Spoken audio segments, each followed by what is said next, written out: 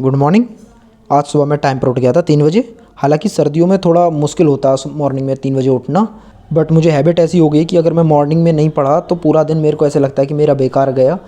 इसलिए मैं मॉर्निंग में ज़रूर उठता हूँ पढ़ने के लिए, चाहे मैं लेट उठूँ, 5 बजे उठूँ, 5:30 बजे उठूँ, बट मॉर्निंग में उठ के ही पढ़ता हूँ, तभी फ्लो बन पाता पूरे दिन के लिए।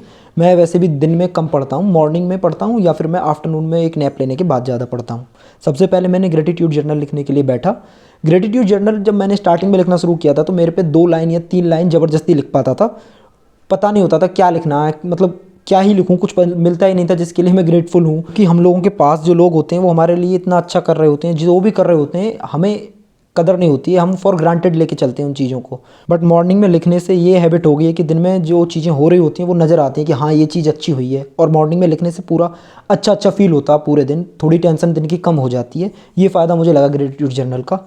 फिर मैंने दी हैबिट बुक के 6 पेज पढ़े, क्योंकि मैंने आरआरबी पीओ के टाइम पे चालू करी थी, तब 10 पेजेस डेली पढ़ता था। आधी बुक से ज़्यादा पढ़ चुका हूँ मैं लगभग, बट बीच में छूट जाती है और कम ही पेज पढ़ता हूँ, तो इसलिए वो रह गई। इसको ख़त्म करना है मेरे को जल्दी से।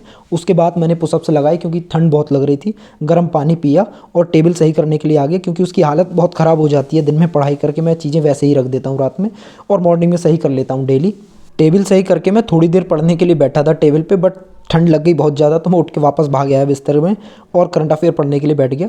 मैं 7 दिसंबर और 8 दिसंबर की पीडीएफ पढ़ी है मैंने, क्योंकि मेरी अभी क्विज रह गई हैं 6 दिसंबर की भी, बीच में छूट गई थी, तो पुराना रिवाइज भी किया था मैंने कल।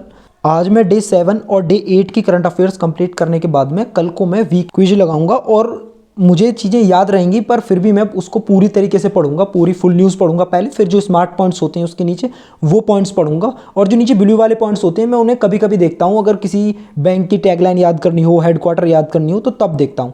वीकली पीडीएफ को मैं 2 दिन में कंप्लीट करने की कोशिश करूंगा। उसके बाद मम्मी उठ गई थी तो वो मेरे लिए खाने के लिए ले आई। मैंने यूट्यूब खोला तो उसमें एक वीडियो आ रही थी, ह्यूबरमैन लैब नाम से चैनल है एक, वाई वी ड्रीम नाम से एक वीडियो आ रही थी, तो मैंने वो चलाई।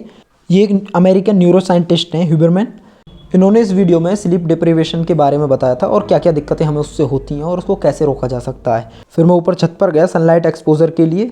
मेरा मन किया, मैंने बहुत टाइम से हैंड वॉक नहीं किया, तो मैं हैंड वॉक करने लगा, और हैंड वॉक करते हुए बॉडी का वार्म अप हो गया, और फिर मन करा कि एक्सरसाइज अभी कर लेता हूँ, छोड़ो, क्योंकि मैं वीक में 1-2 बार या 3 बार जरूर एक्सरसाइज करता हूँ। फिर मैं आके एक्सरसाइज करने लगा, बट मैंने ध्यान नहीं दिया, मैं पैंट में ही करने लगा जो मुझे दिक्कत दे रही थी। फिर मैं उसको बाद में चेंज करके आया। फिर मैंने और अच्छे से वार्म अप किया।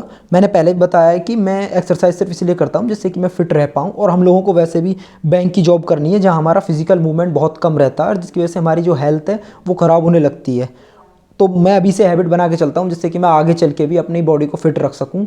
इसलिए मैं ज़्यादातर फुल बॉडी एक्सरसाइजेस ही करता हूँ, जिससे कि पूरी बॉडी का मैं कम समय में ज़्यादा से ज़्यादा वर्कआउट कर सकूँ। और मैं अपना फोकस लोअर बॉडी पर रखता हूँ, क्योंकि जब हम लोअर बॉडी की एक्सरसाइजेस कर रहे होते हैं तो अपर बॉडी की एक्सरसाइज खुद ब खुद हो जाती हैं, उन पर कम ध्यान देना होता है मेरे को। फिर वापस आके मैं हर्षल अग्रवाल सर के 0 to Infinity बैच का जो मेरा परसेंटेज का एक वीडियो लास्ट बचा हुआ था उसको करने लगा। मैं उसमें पॉज करके क्वेश्चन सॉल्व करने की कोशिश करता हूँ। अगर कुछ क्वेश्चन लगते हैं कि मैं इनमें ज़्यादा टाइम ले रहा हूँ या फिर मेरे को अप्रोच अच्छे से समझ नहीं आ रही है, तो मैं वीडियो पॉज करके देख लेता हूँ सर का अप्रोच। और किसी ने मुझसे पूछा था कि आप दोबारा मैथ क्यों कर रहे हो? मैं दोबारा नहीं कर रहा हूँ, मैंने कभी कोई पहले अच्छे से बैच किया नहीं है। मैं सिर्फ मॉक टेस्ट की प्रैक्टिस से और बीच में जो टॉपिक नहीं आते उन्हें यूट्यूब पे सर्च कर करके ही पढ़ा था अभी तक मैथ। मैं सिर्फ, अब टाइम है तो अपने मैथ को सिर्फ अच्छा करना चाह रहा हूँ, जो भी गैप्स हैं उनको फिल करना चाह रहा हूँ, जिससे कि SBI PO में कोई भी दिक्कत ना आए मेरे को। क्लास करने के बाद मैंने एक ब्रेक लिया और न्यूज़पेपर पढ़ने के लिए चला गया। न्यूज़पेपर अगर घर आता तो डेली थोड़ा बहुत न्यूज़पेपर पढ़ ही जाता, उस बहाने से रीडिंग आपकी छूटती नहीं है। और न्यूज़पेपर में जो भी इंटरेस्टिंग टॉपिक्स होते हैं वो पढ़ लो, या फिर इंटरेस्टिंग एडिटोरियल्स आते हैं वो पढ़ लेता हूँ मैं। और मैं ये कहता हूँ कि न्यूज़पेपर ही खाली एक सोर्स नहीं रीडिंग का, न्यूज़पेपर एक अच्छा सोर्स है रीडिंग का, बस ये कहता हूँ मैं। आप कोई भी कहीं से भी पढ़ सकते हैं, रीडिंग करनी है सिर्फ आपको इंग्लिश की। और किसी ने कमेंट किया था कि मैं इंग्लिश के लिए सर की क्लासेस कर रहा हूँ काफ़ी दिनों से, बहुत सारी क्लासेस की हैं, बट मेरा स्कोर इंप्रूव नहीं हो रहा है। प्रीलिम्स में 15 मार्क्स के ऊपर नहीं जा रहा है, और गलत भी हो जाते हैं कई बार। वो इसलिए नहीं जा रहा है कि आप कितनी भी क्लास कर लीजिए, आपको रीडिंग करनी ही पड़ेगी। अगर आप रीडिंग करेंगे क्लासेस के साथ में तो आपका स्कोर इंक्रीज़ होगा। फिर मैंने लंच किया, और लंच करने के बाद मैं सो गया, काफ़ी देर सोया। फिर इवनिंग में उठ के सिर्फ मैंने गाइडली का बंडल लगाया, जिसमें एक पजल दे रखी थी, वो मैंने बनाने की कोशिश की। फ्लोर बेस्ड पजल थी उसमें, तो उसको मैंने छोड़ दिया और दूसरी पजल बनाई, क्योंकि इसमें 20 क्वेश्चंस के लिए 20 मिनट दिए होते हैं बनाने के लिए। एक पजल मेरी बन गई थी, बाकी मैंने जो 15 क्वेश्चन थे सबमिट करके उनको सॉल्व किया। Thank you for watching. मिलते हैं अगले वीडियो में, तब तक कंसिस्टेंसी के साथ पढ़ते रहिए, भले ही कम पढ़ें पर पढ़ें।